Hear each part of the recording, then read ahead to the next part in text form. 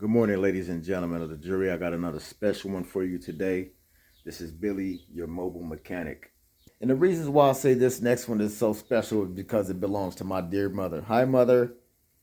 Otherwise, if you've forgotten or if you simply just don't know, this is Billy at the GLU. What the GLU does is promote businesses like these. So this young lady here, she does braids, she does hair. If you need your hair done, not only is she doing the braids, but she's also doing styles thereafter, sort of like hair maintenance. So before adding anything else, let me explain to you about the rugs in my office. This thing was absolutely pissed out by my dog and my cat. And the thing that helped me clean this rug was this Jingaleta key. This thing works like a dream. And we know how to work it. We know how to get out. We know what it takes to get your rugs brighter than this. So if you need your rugs done, if you need a carpet cleaner near you, I'll have a link for you later on in the video. Daily Buzz. However, let's get back to the sole purpose of me shooting this video. I got a 96 Cadillac sedan Deville. We've got a couple leaks in the motor. Customer suspects that the transmission is leaking, the motor's leaking. So I took the liberty yesterday of starting to tear it down. I'm about to get to the rear main seals and stuff like that. But before doing that, what I want to do is a inspection. So this is sort of like a secondary inspection after you get your work done on your car from any shop. And being that this is my mama's car, I don't like the way these guys left this woman's car. So check this out. We're going to go under the car that way. Now let me show you some things. Okay, here's the transmission pan here. This is the transmission pan. I've looked and I've inspected around the rim to see where there might be fluid. The only place I see fluid is down that way. So we're gonna look down in there. So the first thing I'm looking at is how much transmission fluid is actually on the transmission, whether it's on the transmission itself or coming from this seal. And this seal looks okay. Where I do see transmission fluid is on that rack and pinion up there. Now that's the boot. I see transmission fluid leaking from it. There's nowhere up here for that transmission to leak or to jump over to the rack and pinion. And of course, back here, you got this thing that's absolutely doused with fluid. That's got to be coming from the rack and pinion, in which that area right there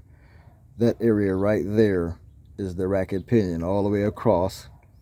Right there is where the fluid's coming from. You see it's on the boot. Now let's look under the other side and see. Okay, there's a couple little pieces in here on the rack and pinion. That little yellow part there is a part of the hydraulic system.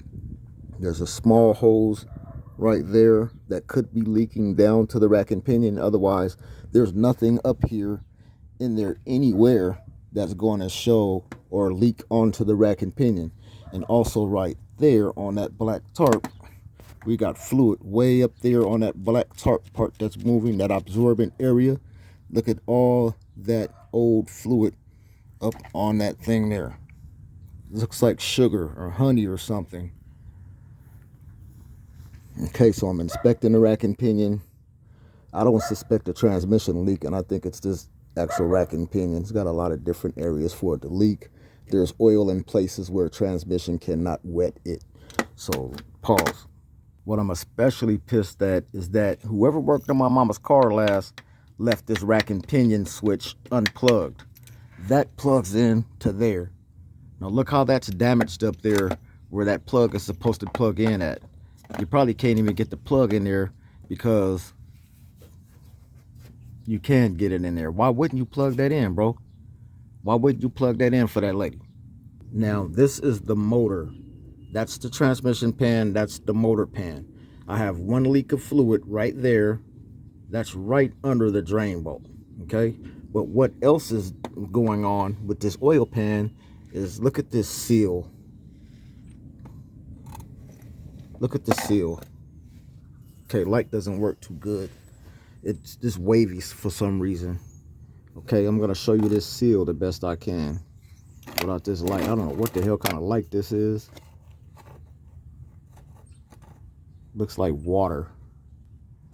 Okay, so let me see if I can turn my light on my camera. But there's a seal in there. Look at that seal. This is where it's supposed to be. The seal is way up here under a bracket. Look how they did that seal. That's crazy, bro. No way. That seal is not even in the transmission pan. I mean, in the motor pan. So it's leaking oil directly right there. That's the oil leak. Now, higher to the upper oil pan, that gasket can probably be changed too because there's oil there. But ultimately, I'm going to get on top and see if the valve covers are leaking or not. Back to the transmission. That's the transmission pan. I'm looking for oil around the seal. I don't really see any oil around the seal.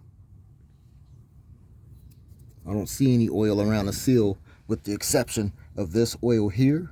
And I see that there's a gasket in there, and which is probably working. But where the oil is coming from ultimately is from the rack and pinion, I believe. Now to confirm that, or to confirm my suspicions, I'm going to check the fluids of each one. Transmission fluid should be full. This thing should have all the fluid in it that it needs. Let's see. No, it's kind of low. There's nothing in here. Now moving over to the power steering. We're going to look at this.